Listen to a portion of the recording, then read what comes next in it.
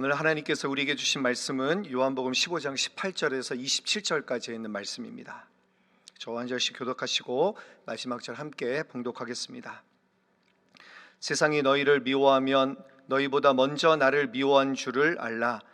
너희가 세상에 속하였으면 세상이 자기의 것을 사랑할 것이나 너희는 세상에 속한 자가 아니요 도리어 내가 너희를 세상에서 택하였기 때문에 세상이 너희를 미워하느니라.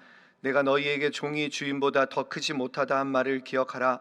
사람들이 나를 박해하였은즉 너희도 박해할 것이요 내 말을 지켰은즉 너희 말도 지킬 것이라. 그러나 사람들이 내 이름으로 말미암아 이 모든 일을 너희에게 하리니 이는 나를 보내신 이를 알지 못함이라. 내가 와서 그들에게 말하지 아니하였더라면 죄가 없었으려니와 지금은 그 죄를 핑계할 수 없느니라. 나를 미워하는 자는 또 내 아버지를 미워하느니라. 내가 아무도 못한 일을 그들 중에서 하지 아니하였더라면 그들에게 죄가 없었으려니와 지금은 그들이 나와 내 아버지를 보았고 또 미워하였도다. 그러나 이는 그들의 율법에 기록된 바 그들이 이유 없이 나를 미워하였다 한 말을 응하게 하려 함이라. 내가 아버지께로부터 너희에게 보낼 보혜사 곧 아버지께로부터 나오시는 진리의 성령이 오실 때 그가 나를 증언하실 것이요 너희도 처음부터 나와 함께 있었으므로 증언하느니라. 아멘. 예전에 제 아내가 한국에 갔다가 일반 서적을 사온 적이 있었는데 그 책 이름이 미움받을 용기라는 책이었습니다.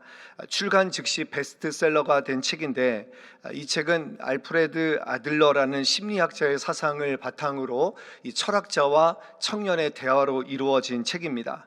제목부터가 참 마음에 들지 않습니까? 그래서 저도 흥미가 생겨서 읽어보게 되었는데 이 책이 참 잘 읽히는 책이었습니다. 물론 이 책은 나의 행복을 위해서 쓰여진 책이기 때문에 세속적인 심리학을 다루고 있지만 그래도 우리가 기독교인으로서 공감이 될 만한 내용들이 꽤 있다라고 생각을 합니다. 제가 좀 와닿는 내용 하나만 소개하자면 여기에 이렇게 나와 있습니다. 타인의 영역을 함부로 침범하지 마라. 누가 나를 싫어해도 타인의 영역이니 내가 어떻게 할 수 없는 것이다. 다른 사람도 나를 싫어할 자유가 있다라는 내용이 참 저에게 인상적으로 다가왔습니다. 얼마 전에 저희 둘째 아이가 저에게 그렇게 고민을 털어놓는 거예요. 아빠, 나는 친구들이 나를 어떻게 생각할까가 늘 신경이 쓰여. 이렇게 얘기를 하는 거예요. 그래서 제가 그 얘기를 듣고 제가 이 미움받을 용기 책 구절이 생각이 나서 제가 이렇게 얘기를 했습니다. 야, 그거는 다른 애들의 자유다. 내가 어떻게 할 수가 없다. 너를 싫어할 마음도 있는 거야.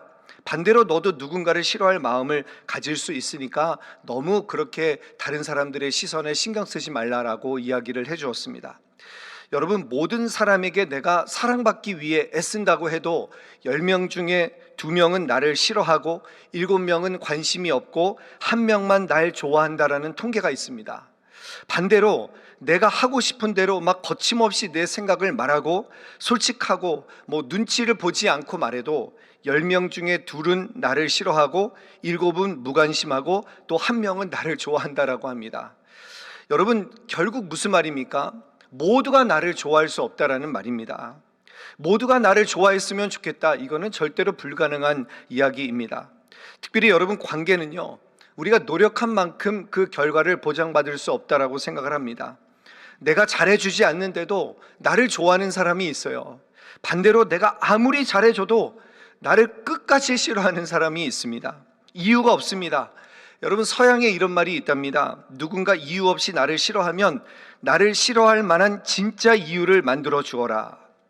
얼마나 답답하면 이런 이야기가 있겠습니까? 예전에 어떤 성도님이 그런 얘기를 하셨어요.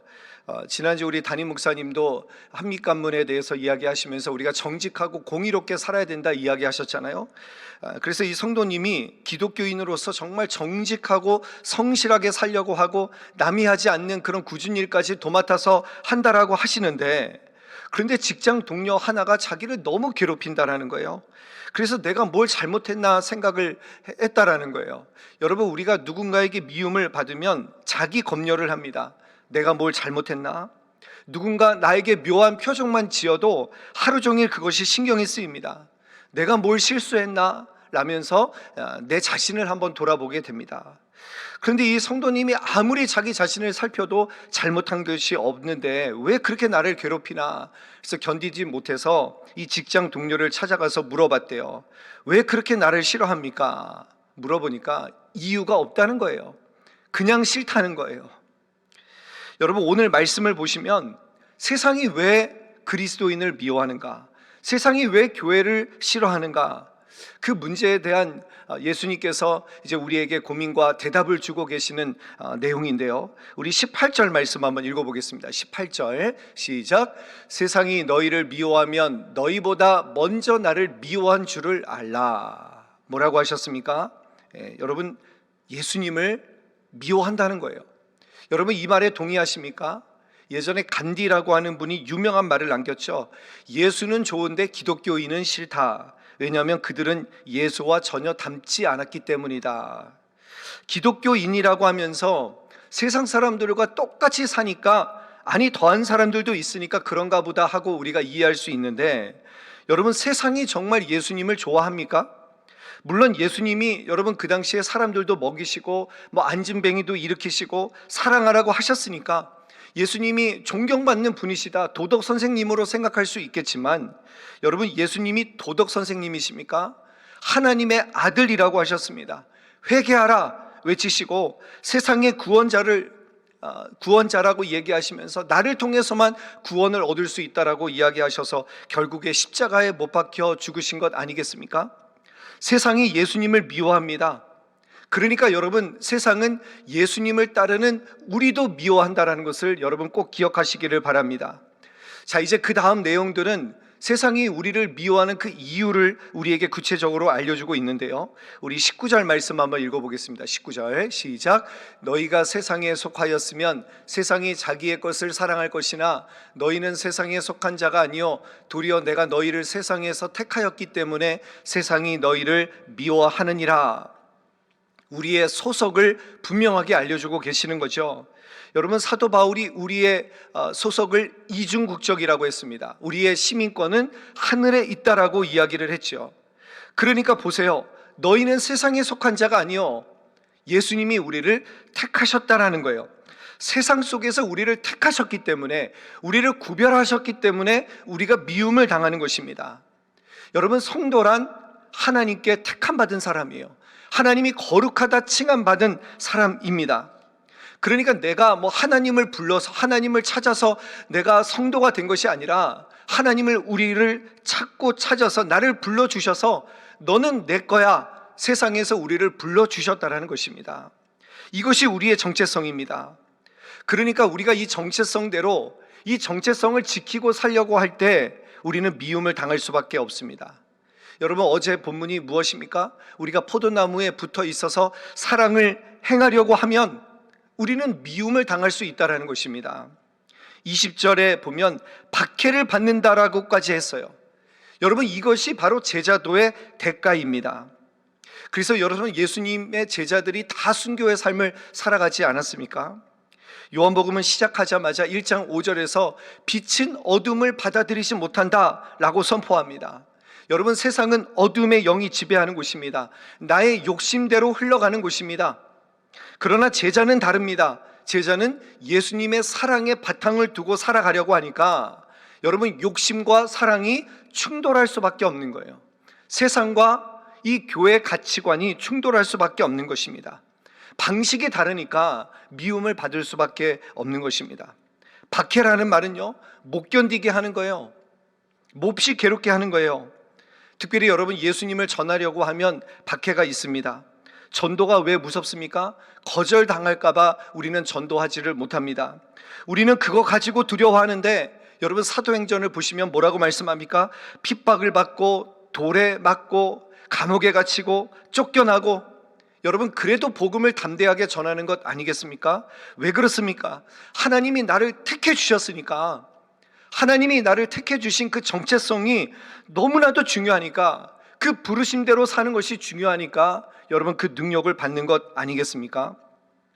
세상의 칭찬이나 인정을 갈망하는 것이 아니라 예수님이 나를 택해 주셨다라고 하는 여러분 그 선택의 확신, 그것이 얼마나 귀한 것인가를 다시 한번 기억할 수 있기를 바랍니다. 2007년인가요? 선교를 갔다가 피랍된 교인들, 여러분 사건을 아시죠? 아프가니스탄에서 피랍되었습니다. 그랬더니 여러분 그 당시에 얼마나 교회를 비판을 하는지, 물론 잘못한 면이 있어요. 정부의 권고를 무시하고 그리고 너무 공격적인 선교를 한 것에 대해서는 비판을 수용해야 됩니다. 그런데 그 사건 하나 가지고 모든 교회의 선교를 아주 무식하고 미련한 것이라고 그렇게 몰아가는 그런 세상의 언론을 보면서 참 마음이 아팠던 적이 있습니다. 여러분, 사실 우리나라가 너무나도 어려운 가운데서 치안이 제대로 됐겠습니까? 정말 그 위험을 무릅쓰고 선교사님들이 와서 그 희생과 헌신을 한 것을 우리가 기억한다고 한다면, 여러분, 이 선교라는 것이 정말 미련하고 무식한 것인가, 그런 생각이 들었습니다. 여러분, 선교사님들이 우리나라에 와서 병원을 세우고 학교를 세우고 여성에게도 교육의 기회를 주고 복음을 통해서 우리나라가 이러한 발전과 혜택을 누리게 된 것 아니겠습니까? 그런데 세상은 교회를 미워합니다. 세상은 교회를 너무 미워해요. 여러분, 그러나 두려워하지 마십시오. 고린도후서 4장 9절에 보면 박해를 받아도 버림받지 아니하며 거꾸로 들임을 당하여도 망하지 않는다. 두려워하지 말라, 담대하라, 내가 세상을 이겨노라. 마태복음에 보면 의를 위하여 박해를 받는 자는 복이 있나니 천국이 저희 것이며, 디모데후서 3장 12절에 보면 무릇 그리스도 예수 안에서 경건하게 살고자 하는 자는 박해를 받으리라. 여러분, 그래서 우리가 세상에서 미움을 받는 것, 우리가 복음을 전할 때 거절을 당하는 것, 여러분 두려워하지 마십시오. 오히려 우리가 질문을 던져야 돼요. 나는 세상에서 환영을 받고 사는 삶을 살아가고 있지 않는가? 내가 정말 이 말씀대로 제대로 살아가고 있는가? 우리 자신을 살펴야 된다는 것입니다. 자, 그리고 또 보십시오. 세상이 왜 예수님을 미워하는가? 우리 21절 말씀 한번 보겠습니다. 21절 시작. 그러나 사람들이 내 이름으로 말미암아 이 모든 일을 너희에게 하리니 이는 나를 보내신 이를 알지 못함이라. 영적 무지죠. 영적 무지. 세상이 예수님이 누구신지를 진짜로 알지를 못하니까 여러분 예수님을 십자가에 못 박는 것입니다. 진리를 알지 못하니까 우리를 존중하지 않고 우리를 핍박하는 것입니다. 또 22절 한번 읽어보겠습니다. 22절 시작. 내가 와서 그들에게 말하지 아니하였더라면 죄가 없었으려니와 지금은 그 죄를 핑계할 수 없느니라. 죄가 드러나니까 예수님을 핍박하는 거예요.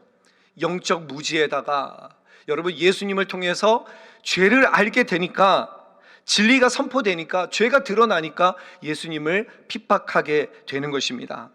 또 25절 말씀을 보겠습니다. 25절 시작.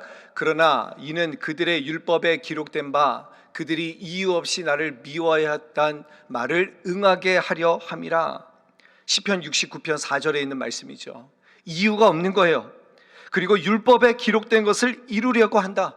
하나님의 계획과 섭리 가운데 우리가 미움을 당하는 것이 허용이 된다는 것입니다. 하나님이 이렇다고 하신 거예요. 미움을 당한다는 거예요. 너희가 예수님을 잘 믿으면 너희는 미움을 당할 것이다. 여러분, 이것을 동의하셔야 됩니다. 물론 여러분, 내가 예수님 때문에 미움을 당하는 것이 아니라 나 때문에 미움을 당하는 것이라고 한다면 어떻게든 고쳐야 되죠. 내 성격이 문제가 있다, 내 말투가 문제가 있다, 여러분 내 행동이 문제가 있다. 그러면 우리는 그것을 어떻게든지 고쳐가야 됩니다. 그렇지만 예수님 때문에 내가 미움을 당하는 것이다, 그렇다고 한다면 여러분 그것을 인정하라는 것입니다. 세상은 예수님을 십자가에 죽게 하였습니다. 그러나 하나님은 이 십자가 사건을 통해서 하나님의 구원 사역을 이루어 가셨습니다.